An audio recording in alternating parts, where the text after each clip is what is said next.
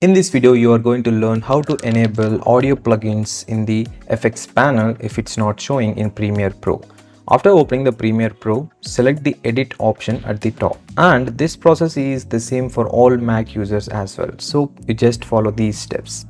Next, here choose the preferences option, then audio. A new window will be opened like this. Here choose the manage audio plugins option at the bottom.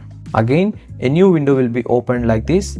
Here you need to choose scan for plugins option first. It shows the list of plugins that are available in your system. If in case it's not showing even after this scan, click on the add option at the top and choose from the file explorer where you saved your audio plugin. Now the plugin is loaded and you can enable it by checking the tick mark on the left side. And finally click on OK.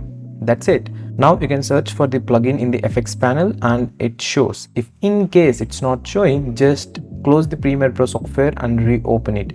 Even though after doing this it's not showing, quickly do a restart of your system. That will definitely fix this issue. For disabling also, just untick that in the audio plugin manager.